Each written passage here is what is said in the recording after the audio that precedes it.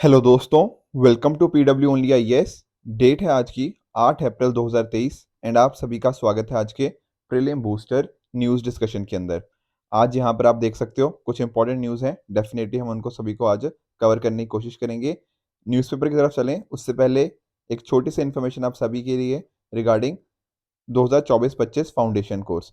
जो हमारा foundation course है बहुत ही कॉम्प्रिहेंसिव है, जहाँ पर आपको देखने को मिल जाएगा आपकी जनरल स्टडीज़ की क्लासेस हो गया, आपको ऑनलाइन ऑप्शनल क्लासेस हो गया, सीसेट क्लासेस।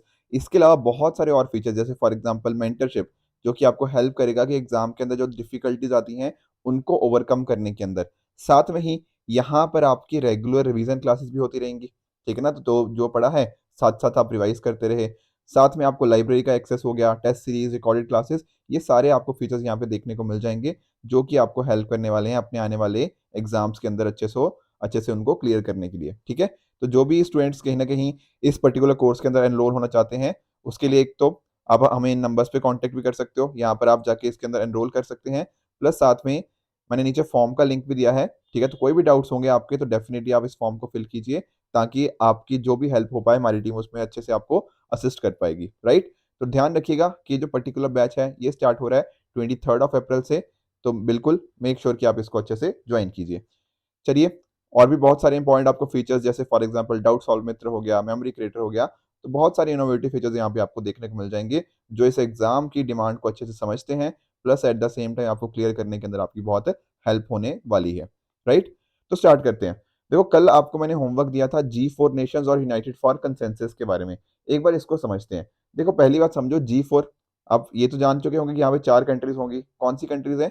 इसमें एक आ जाती है आपकी ब्राजील, इंडिया, जर्मनी और जापान, ठीक है। तो 4 कंट्रीज के पहले तो नाम ध्यान रखने हैं, ब्राजील, इंडिया, जर्मनी और जापान। सर क्या है ये कंट्रीज? देखो, आप जानते हो यूएन सिक्योरिटी काउंसिल के बारे में, बिल्कुल। और यहाँ पर आप परमानेंट 5 के बारे में भी जानते होंगे, ठीक है ना।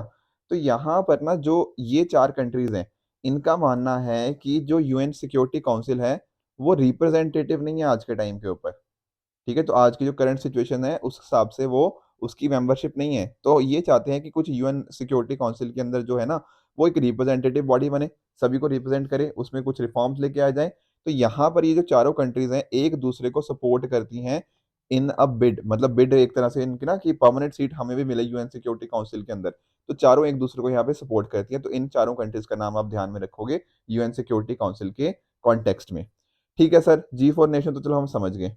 ये यूनाइटेड फॉर कंसेंसस या यूनाइटिंग फॉर कंसेंसस का क्या मीनिंग है? देखो, यहाँ पर कुछ कंट्रीज ऐसी भी तो होंगी जो बोलेंगी नहीं, ये तो रीजनल पावर्स हैं, ये रीजनल पावर्स को क्यों परमानेंट सीट्स देनी है, ठीक है। तो कहने का मीनिंग क्या, ये अपोज कर रही है इस चीज को, ठीक है। इसका नाम ना कॉफी क्लब भी कई बार इसको बोला जाता है। दरअसल मैं आपको बता दूं, जैसे कंट्रीज आप मान लो पाकिस्तान की बात कर लीजिए, ठीक है, इटली की बात कर लीजिए, मेक्सिको हो गया, इजिप्ट हो गया, ये सब कंट्रीज थोड़ा इसके अगेंस्ट है। G4 के ने बात करी ना कि हमें भी परमानेंट सीट चाहिए, नहीं, ये उनके अगेंस्ट जाती हैं, ये उनका काउंटर करने का एक तरीका है कॉफी क्लब या फिर यूनाइटिंग फॉर कंसेंसस। आई बात समझ में? तो यहाँ पर आपको अलग अलग एशिया, अफ्रीका, लैटिन अमेरिका से काफी सारी कंट्रीज देखने को मिल जाएंगी जो अपोज करती हैं कि इन रीजनल पावर्स को हमें नहीं देनी चाहिए permanent seats UN security council के अंदर, राइट। तो दोनों चीजें आई होप आपको समझ आ गई होंगी। अब सर मंडे के लिए क्या होमवर्क है? मंडे के लिए आपका होमवर्क है शिमला एग्रीमेंट के रिगार्डिंग। क्यों हम डिस्कस करेंगे? क्योंकि अभी थोड़े टाइम पहले ना इसके 50 साल कंप्लीट हुए हैं, ठीक है। तो डेफिनेटली एग्जाम के लिए हमारा इंपॉर्टेंट ये हो सकता है। तो नेक्स्ट हम मंडे को हम इसके बारे में भी डिस्कस कर लेंगे। तो ये एक तो ये होमवर्क हो गया आपका। साथ में 2020 का एक हिस्ट्री का मैं आपको क्वेश्चन दे रहा हूँ होमवर्क के लिए। इजी क्वेश्चन है, मुश्किल नहीं है, पर इसको हम अगले मंडे को डिस्कस कर लेंगे, राइट। चलते हैं अगले टॉपिक की तरफ। अगला टॉपिक हमारा section 79 of IT act 2000, information technology act का सेक्शन 79। अभी पहली बात तो समझो कि न्यूज क्या है। देखो, आप पीआईबी के बारे में जानते हैं, प्रेस इन्फॉर्मेशन ब्यूरो, बिल्कुल। यहाँ पर आप सभी चीजें जानते हो ना। तो यहाँ पीआईबी ना, अगर कोई मान लो जो पीआईबी के द्वारा ऐसा बोला गया कि कोई पर्टिकुलर जो न्यूज है वो क्या है, वो फेक न्यूज है, ठीक है ना। अगर ऐसा इन्होंने बोल दिया कि नहीं ये सही नहीं है, ये फेक न्यूज है, तो क्या होगा, जो हमारे सोशल मीडिया प्लेटफॉर्म्स आपके ट्विटर, फेसबुक, इन सभी को और भी जो इस तरह से इंटरमीडिएट्स हैं, उनको कहीं ना कहीं उनको अपने प्लेटफॉर्म से उनको टेक डाउन करना पड़ेगा, मतलब उनको हटाना पड़ेगा अगर कुछ ऐसा उनको अलर्ट भेजा जाता है। आई बात समझ में? अब यहाँ पर ना हमें एक तो समझना होगा सेक्शन 79 क्या है, इंटरमीडियरी क्या होता है, ये चीजें हमें थोड़ी समझनी इंपॉर्टेंट है। देखो, अभी तो पहली बात तो ये जो चेंजेस हैं ये कहाँ आए हैं, आईटी जो रूल्स है ना 2021 इनको अमेंड किया गया है, और जो हमारे आईटी रूल्स 2023 हैं उसमें हमें देखने को मिल जाएंगे। ठीक है, इसके हिसाब से यही है कि ये सेक्शन 79 ना एक सेफ हार्बर देता है। एक्चुअली मैं आपको पहले समझाता हूँ कि एक्चुअली 79 है क्या, समझने की कोशिश करो। जैसे मान लो मैं हूँ, ठीक है, मैं गया फेसबुक के ऊपर, ठीक है, और मैंने कुछ गलत चीजें पोस्ट कर दी, ठीक है, एनीथिंग, कुछ फेक न्यूज पोस्ट कर दी, उससे दंगा भड़काने की कोशिश कर दी, समथिंग ऑफ दैट सॉर्ट। अब क्या इस पर्टिकुलर चीज के लिए फेसबुक जिम्मेदार है क्या? The answer is no. ठीक है, जिम्मेदार कौन हूं, मैं हूं ना, मैंने तो सिर्फ फेसबुक का प्लेटफॉर्म वहां पे जाके कुछ डाल दिया, तो इसके लिए फेसबुक थोड़ी जिम्मेदार होना चाहिए कि भैया तेरे तेरे प्लेटफॉर्म पे डाला है, तू रिस्पॉन्सिबल है। या फिर हम कहें कि नहीं यहाँ तो बीएसएनएल का इंटरनेट यूज हुआ है या जियो का इंटरनेट यूज हुआ है तो जियो के ऊपर केस चल रहा है, ऐसे थोड़ी होता है। तो दरअसल में है क्या, ये यही बात हो रही है कि ये क्या है, जियो हो गया, फेसबुक हो गया, ये क्या है, ये इंटरमीडियरी है। समझ पाए या नहीं समझ पाए, ये इंटरमीडियरी है, तो इनके ऊपर यहाँ पे रिस्पॉन्सिबिलिटी नहीं आती। तो ये बात दरअसल में सेक्शन 79 में लिखी गई है। सेक्शन 79 क्या कहता है, इनको एक सेफ हार्बर प्रोवाइड करता है, राइट। तो इंटरमीडिएट्स के अंदर से क्या क्या आते हैं, इंटरमीडिएट्स के अंदर देखो बहुत सारी चीजें, जैसे फॉर एग्जांपल आपका टेलीकॉम सर्विस प्रोवाइडर जो भी आपको कहीं ना कहीं इंटरनेट सर्विस देते हैं, नेटवर्क सर्विस हो गया, internet service, web hosting, online market places, Amazon वगैरह हो गया, आपके साइबर कैफे वाले हो गए, सर्च इंजन हो गया, online payment and option sites, ये सारे आपके सोशल मीडिया प्लेटफॉर्म्स वगैरह, ये सारे इस डेफिनेशन के अंतर्गत आ जाते हैं। आई बात समझ में? तो ये बीच वाले लोग हैं, ठीक है, इन्होंने कुछ पोस्ट थोड़ी किया फेसबुक ने अपने बिहाफ पे, नहीं, वो तो सिर्फ एक प्लेटफॉर्म प्रोवाइड करा है, तो इसको बोलते हैं इंटरमीडियरी। ऐसा डिफाइन किया गया है आईटी एक्ट 2000 के अंदर। और सेक्शन 79 क्या है जिसकी हम बात कर रहा था, वो यही है कि अगर कोई थर्ड पार्टी इंफॉर्मेशन, डेटा या कम्युनिकेशन उनके द्वारा अवेलेबल करते हैं, मतलब कहने का मीनिंग क्या, मैंने फेसबुक को यूज किया और वहां पर कुछ कंटेंट डाला, कुछ इन्फॉर्मेशन डेटा डाला, तो इसके लिए सोशल मीडिया इंटरमीडियरी वो रिस्पॉन्सिबल नहीं है कोई लीगल एक्शन के लिए। आई बात समझ में? तो ये एक मात्र क्या है, एक तरह का सिर्फ ब्रिज है और कुछ नहीं है। ठीक है ना, तो इस तरह से ये बातें करी गई हैं कि सेक्शन 79 आई होप आप समझ गए होंगे, और इंटरमीडियरी भी। तो अभी क्या बात हो रही है, अभी ये बात हो रही है कि अगर मान लो पीआईबी ने बोला कि भैया ये क्या है, एक फेक न्यूज है, ठीक है, और फेसबुक ने उसके ऊपर एक्शन नहीं लिया, उस पोस्ट को हटाया नहीं या इस तरह के ऊपर कोई एक्शन नहीं लिया, तो क्या होगा, ये वाला जो सेफ हार्बर वाला इसको क्लॉज अवेलेबल है ना, कि तुम रिस्पॉन्सिबल नहीं हो अगर कोई बाहर का बंदा कंटेंट डाल दे, तो अब ये वाली चीज इसके ऊपर से हट जाएगी। आई बात समझ में? तो कहने का मीनिंग क्या, अगर मैंने कोई फेक न्यूज डाला और पीआईबी ने डाल दिया कि ये फेक न्यूज है, ठीक है ना, और फेसबुक ने तब भी इस पर्टिकुलर पोस्ट के ऊपर कोई एक्शन नहीं लिया, इसको नहीं हटाया, तब फेसबुक का ये जो इंटरमीडियरी वाला सेफ हार्बर क्लॉज है ये हट जाएगा, तो फेसबुक भी जिम्मेदार होगा उस पर्टिकुलर चीज के लिए। आई बात समझ में? तो ये इस तरह से वर्क करेगा कि फेसबुक की भी जिम्मेदारी इस तरह से बढ़ जाएगी। तो ये बात होती है सेफ हार्बर, इंटरमीडियरी और जो बाकी चीजें हम डिस्कस कर रहे थे। ठीक है, ऑलरेडी आईटी रूल्स के अंतर्गत ऑल तो ये चीजें हैं, ठीक है। तो अगर ऐसा कुछ होता है तो अभी हमने पीआईबी को भी इसमें इंक्लूड कर दिया, तो जो फैक्ट चेक यूनिट है ना सेंट्रल गवर्नमेंट का, वो बताता रहेगा क्या फेक है क्या नहीं है, तो उसके हिसाब से इनको अकॉर्डिंगली एक्शन को अपने कंटेंट को नीचे हटाना पड़ेगा, मतलब उसको रिमूव करना पड़ेगा। तो आई होप ये पर्टिकुलर न्यूज आप अच्छे से समझ गए होंगे। अगले टॉपिक की तरफ बढ़ते हैं, that is IFC, international finance corporation. इसको समझने की कोशिश करते हैं। पहले देखो न्यूज में क्यों है, न्यूज में ऐसा है कि आईएफसी ने बोला है कि जो नए कोल प्रोजेक्ट्स है ना उनको ये सपोर्ट करना बंद कर देगा। ठीक है, न्यूज उतनी ज्यादा इंपॉर्टेंट तो नहीं है, पर इंपॉर्टेंट है हमें आईएफसी को समझना। देखो जब हम बात करते हैं ना वर्ल्ड बैंक की, एक बात हम करते हैं अक्सर वर्ल्ड बैंक ग्रुप की, इन दोनों में ना थोड़ा सा फर्क है। दरअसल जब हम बात करते हैं वर्ल्ड बैंक की, तो इसके अंदर आती हैं दो ऑर्गेनाइजेशन, एक हो गया आपका IBRD, international bank for reconstruction and development, और एक हो गया आईडीए, इंटरनेशनल डेवलपमेंट एसोसिएशन। ठीक है, अब सर इनका काम क्या है, देखो IBRD, international bank for reconstruction and development, कहीं ना कहीं दुनिया में जो सिचुएशन खराब है उनको रिकंस्ट्रक्ट करना, ठीक है ना, पॉवर्टी से बाहर लेकर आना कंट्रीज को, उनमें इकोनॉमिक ग्रोथ को प्रोसेस करना, ये आईबीआरडी का काम है। उसी तरह से आईडीए, इंटरनेशनल डेवलपमेंट एसोसिएशन, यहाँ पर जो दुनिया की पुअरेस्ट कंट्रीज हैं वहां पर अच्छा पानी, अच्छी शिक्षा, अच्छा इंफ्रास्ट्रक्चर, ये सारी चीजें बन पाए, ये भी यहाँ पर आ जाता है। उसी तरह जब मैं बात बात करता हूँ ना वर्ल्ड बैंक ग्रुप की, यहाँ ये दोनों तो आते ही आते हैं, आईबीआरडी और आईडीए। इसके अलावा तीन और ऑर्गेनाइजेशन आती हैं, उनका नाम क्या है सर, एक हो गया आपका आईएफसी जो कि हम पढ़ेंगे, इंटरनेशनल फाइनेंस कॉर्पोरेशन, उसके अलावा आपका मीगा, और उसका अलावा पांचवा जो है आईसीएसआईडी। ठीक है, आईसीएसआईडी क्या है, international centre for settlement of investment dispute, I repeat, international centre for settlement of investment dispute. कोई डिस्प्यूट हो जाए इन्वेस्टर और कंट्री के बीच में तो वो आईसीएसआईडी देखता है।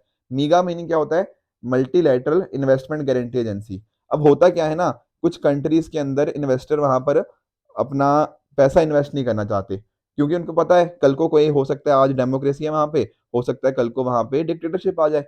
तो ऐसी कंट्रीज के अंदर एक तरह का इनको इंश्योरेंस दिया जाए इस रिस्क के कॉरस्पॉन्डिंग, वो मीगा करता है, multilateral investment guarantee agency, right. तो पांचवा ऑर्गेनाइजेशन क्या है? That is IFC, international finance corporation. ये दरअसल में इसका प्राइवेट सेक्टर आर्म है वर्ल्ड बैंक का। समझ रहे हो कि प्राइवेट कंपनीज को, उनको लेंड करता है डेवलपिंग कंट्रीज के अंदर, फाइनेंशियल इंस्टीट्यूशंस को, प्राइवेट जो कंपनीज होती हैं वो देखा जाता है आईएफसी के द्वारा। आई बात समझ में? तो कोई आपसे पूछे world bank group, world bank के अंतर्गत क्या आता है, आप बोलोगे आईबीआरडी और आईडीए, और वर्ल्ड बैंक ग्रुप के अंतर्गत आता है आईबीआरडी और आईडीए तो है ही है, उसके अलावा आईएफसी, मीगा और आईसीएसआईडी, ये पांचों ऑर्गेनाइजेशन हमें देखने को मिल जाती हैं। तो बात करें अगर आईएफसी की, ठीक है, तो जैसा मैंने अभी बताया ये वर्ल्ड बैंक ग्रुप का मेंबर है, ठीक है। और क्या करता है? प्राइवेट सेक्टर के डेवलपमेंट के लिए अलग अलग चीजें उनको, ठीक है ना, इन्वेस्टमेंट देता है, एडवाइजरी सर्विसेज भी दे सकता है। तो ये सारे काम यहाँ पे आईएफसी के द्वारा कहीं ना कहीं किए जाते हैं। ध्यान में क्या रखना है, ये प्राइवेट सेक्टर आर्म है, इतना भी आप समझ जाओगे ना, कहीं आंसर आप कर लोगे। ये फाउंड हुआ था 1956 के अंदर, अभी 186 मेंबर कंट्रीज के अंदर हम देखें तो मिल जाएंगी। हेडक्वार्टर है इसके वाशिंगटन डीसी यूएसए के अंदर, ठीक है। प्राइवेट सेक्टर के ऊपर फोकस है, इकोनॉमिक डेवलपमेंट को इंक्रीज करना है। यहाँ पर आप नोटिस कीजिए जो वर्ल्ड बैंक ग्रुप के प्रेसिडेंट है ना, वही दरअसल में आईएफसी के प्रेसिडेंट होते हैं। एक इंपॉर्टेंट इन्फॉर्मेशन ये भी है कि आईएफसी के अंदर अगर आपको मेंबरशिप चाहिए तो सिर्फ उन्हीं मेंबर कंट्रीज की हो सकती है जो वर्ल्ड बैंक की मेंबर है, ठीक है, वर्ल्ड बैंक की बात हो रही है, ठीक है। साथ में ये सेपरेट लीगल एंटिटी है, ठीक है, जो इस तरह से अपना अपना स्टाफ इसके पास अलग होता है, जो बोर्ड ऑफ गवर्नर है, इनके पास बोर्ड ऑफ डायरेक्टर्स हैं जो कि गाइड करते हैं कि आईएफसी के प्रोग्राम्स और एक्टिविटीज क्या होनी चाहिए। और इंडिया भी इसका एक फाउंडिंग मेंबर्स की तरह रहा है। हमें एक चीज बतानी भूल गया, इंडिया, आईबीआरडी, आईडीए और मीगा और आईएफसी, इन चारों का मेंबर इंडिया है। जो पांचवा था ना आईसीएसआईडी, सेटलमेंट ऑफ इन्वेस्टमेंट डिस्प्यूट, इसका इंडिया मेंबर नहीं है, ये बात भी आप ध्यान में रखिएगा। नेक्स्ट टॉपिक की तरफ बढ़ते हैं, दैट इज मड आइलैंड, ठीक है। आप में से जो लोग महाराष्ट्र से होंगे वो तो डेफिनेटली मड आइलैंड के बारे में जानते ही होंगे। तो अभी रिसेंटली क्या हुआ है ना, एनजीटी के द्वारा, उसकी जो वेस्टर्न जोन की ब्रांच है, उन्होंने स्टे हटा दिया है किसके ऊपर, 5 स्टूडियोज को जो इनका डिमोलिश करने की बात करी गई थी इन मड आइलैंड। तो मड आइलैंड की जरा लोकेशन देख लो, ठीक है ना, बिल्कुल यहाँ पे आपको अरेबियन सी देखने को मिल जाएगा इस साइड पे, तो उसके बिल्कुल पास में है। अगर आप नोटिस करोगे ना, मड आइलैंड काफी पिछले टाइम में काफी डेवलप हो गया है। पहले ये सिर्फ एक फिशिंग विलेजेस हुआ करते थे, ठीक है ना, लोग फिश वगैरह फिशिंग करने यहाँ पे आते थे, पर अब तो यहाँ पे बहुत ही हॉलीडे डेस्टिनेशन की तरह बन गया है, लोग छुट्टियां मनाने यहाँ पर बहुत जाते हैं, ठीक है ना। तो यहाँ पे बहुत सारे छोटे छोटे आपको फिशिंग विलेजेस देखने को मिल जाएंगे, अरेबियन सी वेस्ट में, और मलाड क्रीक आपको इसके ईस्टर्न साइड में देखने को मिल जाएगा, मुंबई महाराष्ट्र के वेस्टर्न सबर्ब्स में ये पर्टिकुलर लोकेशन है। साथ में आप नोटिस करो यहाँ पर आपको एयरफोर्स और नेवल स्टेशन भी देखने को मिल जाएंगे, और यहाँ पर इसके साथ में ही आपको मराठीज लोग हो गया, कोलीज हो गया, ठीक है ना, महादेव कोलीज के बारे में आप जानते होंगे, रोमन कैथोलिक्स ये यहाँ पे देखने को मिल जाएंगे। एक ना इरेंगल करके एक विलेज है, ठीक है, मड आइलैंड के ऊपर, जो जहाँ पर बहुत सारे फिल्मों की शूटिंग होती है, ठीक है। साथ में ही इसके अंदर आपको यहाँ पर मड आइलैंड पे ओल्ड फोर्ट, मड फोर्ट, और साथ ही साथ एक चर्च भी देखने को मिलेगा, दैट इज सेंट बोनावेंचर, ठीक है। अब ऑर्डर दिया था किसने? एनजीटी ने। तो थोड़ा सा एनजीटी के बारे में पढ़ लेते हैं।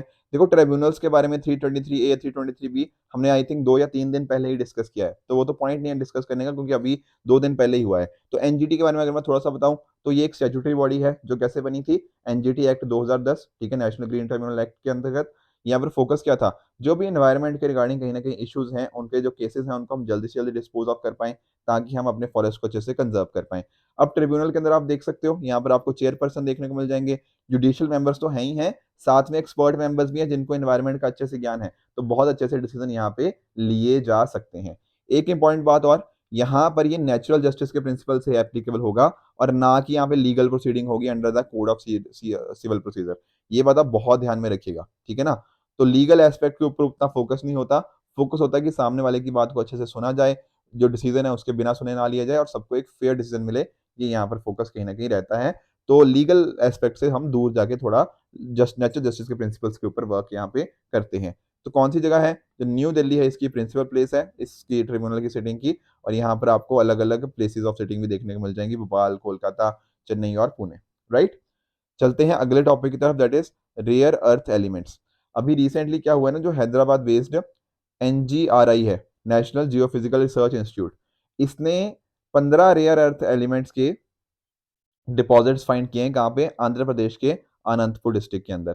तो रेयर अर्थ्स के बारे में हम ऑलरेडी कई बार देख भी चुके हैं पहले भी, ठीक है ना। यहाँ पे आपको 17 काफी silvery white soft heavy metals देखने को मिल जाएंगे, ठीक है। जैसे फॉर एग्जांपल आप इनके नाम देख सकते हो, सीरियम हो गया, ठीक है ना, न्यूडेनियम हो गया, स्कैंडियम हो गया, यूट्रियम हो गया, ये सारे हमें यहाँ पे देखने को मिल जाएंगे। 17 नेम्स आप यहाँ पे देख भी सकते हो, ठीक है।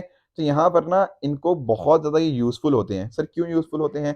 क्योंकि देखो कई बार ना इनको जब हम क्वांटिटीज में, प्रॉपर क्वांटिटीज में यूज करें तो इनकी अच्छी खासी मैग्नेटिक प्रॉपर्टीज हमें देखने को मिल जाती है, ठीक है ना। कई बार इनको मिक्स करके हम इनको अलग अलग प्रोसेसेस में, अलग अलग फॉर्म्स में यूज कर सकते हैं, ठीक है। आजकल तो जिस पर्टिकुलर कंट्री का रेयर अर्थ मेटल्स हैं, वो कंट्री की काफी इंपॉर्टेंस मानी जाती है कि वो आने वाले टाइम के अंदर काफी ज्यादा प्रोग्रेस कर सकता है। जैसे फॉर एग्जाम्पल आप क्लीन एनर्जी बात कर लो, एरोस्पेस हो गया, डिफेंस हो गया, मैग्नेट्स हो गया, अलग अलग आपके विंड टर्बाइंस, इलेक्ट्रॉनिक्स, ठीक है, सबसे बड़ा तो इलेक्ट्रॉनिक्स ही है, ठीक है ना। तो इन सभी एरियाज के अंदर इसकी बहुत ज़्यादा यूजेज है।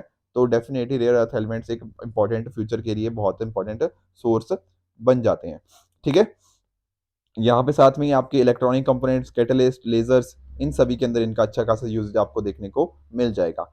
एक दो बातें और ध्यान में रखिए कि ये धीरे धीरे ना जैसे रूम टेम्परेचर के ऊपर क्या होने लग जाते हैं, टार्निश, टार्निश मतलब खराब होने लग जाते हैं। एक मतलब इनका जो रंग है हटने लग जाता है एक तरह से। तो कोल्ड वाटर के साथ ये रिएक्ट कर लेते हैं स्लोली, हाइड्रोक्साइड फॉर्म कर जाते हैं, जिससे हाइड्रोजन की निकल लिबरेट हो जाती है, ठीक है। साथ में स्टीम के साथ रिएक्ट करते हैं और ऑक्साइड्स फॉर्म कर लेते हैं, राइट। अब इंडिया के केस में अगर आप नोटिस करोगे तो इंडिया के पास आपको देखने को मिलेगा कि नियरली 6% वर्ल्ड के रेयर अर्थ रिजर्व यहाँ पे देखने को मिल जाएंगे। पर प्रोडक्शन के मामले में हम काफी पीछे हैं, सिर्फ 1% आउटपुट हम के लिए हम यहाँ पे रिस्पॉन्सिबल है। तो डेफिनेटली प्रोडक्शन हम यहाँ पे काफी बढ़ा सकते हैं। तो इंडिया क्या करता है, जनरली इम्पोर्ट करता है चाइना से, ठीक है। तो ये एक मेजर इशू हमें यहाँ पे इसको ठीक करना पड़ेगा। और यहाँ पर ये कौन करता है इसकी माइनिंग और प्रोसेसिंग? वो होती है IREL के द्वारा, जो कि एक PSU है, किसके अंतर्गत? डिपार्टमेंट ऑफ इकोनॉमिक एनर्जी के अंतर्गत। अब कल मैंने आपको क्वेश्चन दिया था इसी के रिगार्डिंग, रेयर अर्थ एलिमेंट्स के रिगार्डिंग एक कंसर्न रहता है इसकी शॉर्ट सप्लाई के रिगार्डिंग। तो देखो यहाँ पे सेकंड स्टेटमेंट एक बार पढ़ो। सेकंड स्टेटमेंट कह रहा है चाइना, ऑस्ट्रेलिया, कनाडा और चिली के द्वारा ये किसी भी और कंट्री में बिल्कुल फाउंड ही नहीं किए जाते। They are not found in any country. अरे नहीं भैया, अभी तो बताया इंडिया में भी फाउंड हो जाते हैं। तो जैसे ही आप सेकंड स्टेटमेंट गलत करोगे, आपने दो ऑप्शन तो गलत कर दिए। बाकी देखो 1 और 3 कि चाइना लार्जेस्ट प्रोड्यूसर है, ठीक है, उसने कुछ रिस्ट्रिक्शन लगा रखी है इसके एक्सपोर्ट के रिगार्डिंग, बिल्कुल ठीक है। Third statement, rare earth elements जो हैं, जो मेटल्स हैं, कहीं ना कहीं वो एसेंशियल्स हैं आपकी इलेक्ट्रॉनिक आइटम, जैसे हमने पढ़ा भी, और इनकी काफी ज्यादा डिमांड बढ़ती जा रही है। तो थर्ड स्टेटमेंट तो डेफिनेटली यहाँ पे ट्रू है ही है। तो आपका आंसर क्या बन जाएगा? Option number C, 1 and 3। Next topic की तरफ बढ़ते हैं, power of the governor with respect to assent of bills. देखो तमिलनाडु के जो गवर्नर है उन्होंने काफी एक बात बोल दी है कि जो अगर कोई गवर्नर विद होल्ड करता है असेंट बिल को, ठीक है ना, तो इसका मीनिंग होता है कि बिल डेड है, ऐसा गवर्नर साहब का कहना है, ठीक है ना। तो थोड़ा हम ना इनके जो पावर्स होती है कहीं ना कहीं उनको एक बार देख लेते हैं। तो जो पावर्स है ना गवर्नर की, एक बस तो अलग अलग उसमें अंदर है, पर अगर एक बिल मान लो वहां की लेजिस्लेटिव असेंबली ने पास कर दिया, फिर वो ऑब्वियसली गवर्नर के पास जाएगा, तभी एक्ट बनेगा ना। तो यहाँ पर उसके पास अलग अलग ऑप्शंस हैं। जैसे फॉर एग्जांपल हो सकता है वो हाँ कर दे, ठीक है, अपनी असेंट दे दे। हो सकता है वो अपने विदहोल्ड करके रखे, ठीक है ना, असेंट को विदहोल्ड करे। इसके साथ ही एक यहाँ पे पॉसिबिलिटी रहती है कि वो रिजर्व कर दे वो पर्टिकुलर बिल को, ताकि प्रेसिडेंट साहब उसको कंसिडर करें, ठीक है ना। तो प्रेसिडेंट साहब फिर देख डिसाइड करेंगे कि क्या उसको ये ऊपर असेंट देनी है या फिर विदहोल्ड करके रखना है। उसी तरह से एक चीज और हो सकती है कि ऐसा भी हो सकता है कि गवर्नर साहब ना वापस बिल को रिटर्न कर दें कि एक बार दोबारा से रिकंसिडर करो। अब ऐसा हो सकता है कि अगर मान लो कि गवर्नर साहब ने जो सजेशंस बताए या फिर जो रिकंसिडरेशन करने को बोला, अगर तो वो एक्सेप्ट कर लिया, ठीक है ना, तो या फिर एक्सेप्ट नहीं भी किया, तब भी जो हमारे गवर्नर साहब है ना उनको उस पर्टिकुलर अमेंडमेंट्स को मानना ही पड़ेगा। आई बात समझ में? कहने का मीनिंग क्या, कि अगर गवर्नर ने एक बार बोला कि आप ये ना दोबारा रिकंसिडर करो इस बिल को, और अगर सरकार जो है, जो कहीं ना कहीं वहां पे लेजिस्लेटिव असेंबली है, उसने अगर एक्सेप्ट किया इनकी बातों को या नहीं भी एक्सेप्ट किया और वापस यहाँ पे भेजा ना, तो यहाँ पे कॉन्स्टिट्यूशनली बाउंड है कि उनको वो बातें माननी ही पड़ेंगी, तब उनको सेंट देना ही पड़ेगा। तो ये पर्टिकुलर प्रोविजन आपको अच्छे से पता होनी चाहिए, ठीक है। तो आप जैसा कि जानते हो कि अलग अलग तरह के हमने देखा भी कि कैसे उनको कंसिडर करने के लिए वो दे सकते हैं, प्रेसिडेंट साहब के कंसिडर करने के लिए। तो जब एक बार गवर्नर साहब ने प्रेसिडेंट साहब को दे दिया कि आप इसको कंसिडर करिए, ठीक है ना, उनके लिए रिजर्व कर दिया, तो वहां पे गवर्नर का रोल नहीं रहेगा, फिर प्रेसिडेंट साहब उसको देखेंगे, ठीक है ना। तो आप नोटिस करो कि प्रेसिडेंट साहब विद होल्ड कर सकते हैं, ठीक है ना। ऐसा नहीं है कि सिर्फ एक इंस्टेंस में अंदर, अगर वो उनको भेजें कि आप रिकंसिडर करो, तब भी वो असेंट को अपने रिकंसिडर करने के बाद भी वो असेंट विद होल्ड कर सकते हैं। तो प्रेसिडेंट साहब के पास, आप नोटिस कर रहे हो, यहाँ पे ज्यादा पावर है। वहां पे गवर्नर के केस में क्या था, गवर्नर दोबारा से अगर आ गया ना उसके पास, तो वो असेंट देना ही पड़ेगा। प्रेसिडेंट साहब के केस में ऐसा नहीं है। प्रेसिडेंट कहने का मीनिंग क्या, यहाँ पे एब्सोल्यूट वीटो एंजॉय करते हैं। कहने का मीनिंग क्या, कि वो अपने असेंट को विद होल्ड कर सकते हैं, पर on and not a suspensive veto. Suspensive veto क्या होती है, सस्पेंसिव वीटो मीनिंग होता है कि आप एक तरह से उनको रिटर्न करो बिल रिकंसिडर करने के लिए, विद और विदाउट कंसिडरेशन, राइट। तो ये हम समझ गए। एब्सोल्यूट वीटो भी आप जानते ही हो, ठीक है ना, कि एक तरह से जो बिल है वो डेड हो जाता है और वो एक्ट नहीं बन पाता। ये तो हमें पता ही है एब्सोल्यूट वीटो के बारे में। और साथ में ही प्रेसिडेंट के पास पॉकेट वीटो भी होती है। पॉकेट वीटो का मतलब कि कोई एक्शन ना लेना, ठीक है ना, कोई एक्शन नहीं ले रहे, बस पड़ा हुआ है, इसको बोलते हैं पॉकेट वीटो। तो ये भी हमें डेफिनेटली अच्छे से पता होना ही होना चाहिए, राइट। तो ये थे कुछ आज के टॉपिक्स जो हमें कवर करने थे। अब इन्हीं पर्टिकुलर टॉपिक्स के बेसिस के ऊपर ये 5 क्वेश्चन मैं आपको दे रहा हूँ। इन पर्टिकुलर क्वेश्चंस का ट्रू फॉल्स के आंसर आप मुझे नीचे कमेंट सेक्शन में बताओगे। प्लस साथ में जो है मैंने हिस्ट्री के रिगार्डिंग आपको एक क्वेश्चन दिया है, और उसके अलावा जो शिमला एग्रीमेंट का क्वेश्चन पूछा है आपसे, उन सभी के आंसर्स भी आप मुझे नीचे कमेंट सेक्शन में बताओगे। कल जो मैंने आपसे क्वेश्चंस पूछे थे, क्विकली उनके एक बार मैं आपको आंसर बता देता हूँ। जैसे पहला था एमपीसी, मॉनेटरी पॉलिसी कमेटी, क्या फाइनेंस मिनिस्टर यहाँ पे एक्स ऑफिशियल चेयरपर्सन होते हैं? The answer is false. Sir क्यों? अरे आरबीआई गवर्नर थे ना, कल हमने डिस्कस किया था इसकी कॉम्पोजिशन। 6 मेंबर्स होते हैं, 3 आरबीआई से आते हैं, 3 सेंट्रल गवर्नमेंट की तरफ से नॉमिनेट किए जाते हैं, ठीक है। यूएन स्टैटिस्टिकल कमीशन, क्या ये फंक्शनल कमीशन है यूएन सिक्योरिटी काउंसिल का? The answer is false. कल इसके रिगार्डिंग हमने क्या पढ़ा था, ये इकोसॉक के रिगार्डिंग पढ़ा था ना, इकोनॉमिक एंड सोशल काउंसिल, तो उसका फंक्शनल कमीशन है। हमने प्रिंसिपल ऑर्गन भी डिस्कस करे थे, वहां स्पेसिफिकली मैंने आपको बताया था इकोसॉक के बारे में। तीसरा, नाथुला, क्या सिक्किम को नेपाल से कनेक्ट करता है? सर ये आंसर भी फॉल्स है, क्योंकि याद करो मैंने बताया था सिक्किम को कहां से कनेक्ट करता है, ये जो चाइना का तिब्बत ऑटोनोमस रीजन है ना, उसके साथ यहाँ पे कनेक्ट करता है। ओल्ड सिल्क रूट पे कहीं ना कहीं लोकेटेड है, एंड ये दुनिया की हाईएस्ट मोटरेबल रोड्स में से एक भी हमें देखने को मिल जाएगा, नथुला, राइट। चौथा स्टेटमेंट, इंडिया जस्टिस रिपोर्ट, क्या टाटा ट्रस्ट के द्वारा स्टार्ट करी गई थी 2019 के अंदर? ये बात बिल्कुल ट्रू है, ठीक है। आखिरी स्टेटमेंट, बसोली पेंटिंग, क्या जीआई टैग मणिपुर से है? The answer is false. देखा था ना कि जम्मू रीजन से है ये एक, ठीक है। जहां पर हमने ये भी नोटिस किया कि पहला बार ऐसा हुआ है कि जम्मू रीजन को हैंडीक्राफ्ट्स के अंदर जीआई टैग को देखने को मिला है। तो ये पर्टिकुलर स्टेटमेंट भी 5वीं फॉल्स हो जाएगी, ठीक है ना। तो इसी तरह से जैसे इसका बताया है, उसी तरह से इन 5 क्वेश्चंस का प्लस हिस्ट्री का क्वेश्चन हो गया, एंड साथ ही साथ जो मैंने दूसरा क्वेश्चन आपसे रिगार्डिंग शिमला एग्रीमेंट पूछा है, इन सभी क्वेश्चंस के आंसर आप मुझे नीचे कमेंट सेक्शन में बताओगे क्या ठीक है क्या गलत है, राइट। अब मंडे को हम डिस्कस करेंगे इसके आंसर्स भी, साथ साथ बाकी कुछ जो न्यूज़ होंगी उनको भी डिस्कस करेंगे। अगर आपको इस लेक्चर की पीडीएफ चाहिए तो आप हमारे Telegram channel only as nothing else पे जाके इसकी पीडीएफ को एक्सेस कर सकते हो, एंड अपनी प्रिपरेशन को और भी बेहतर बना सकते हो, ठीक है फ्रेंड्स। तो ये थी आज की डिस्कशन। आई होप आपको आज की डिस्कशन काफी वैल्यूएबल लगी होगी। Thank you very much.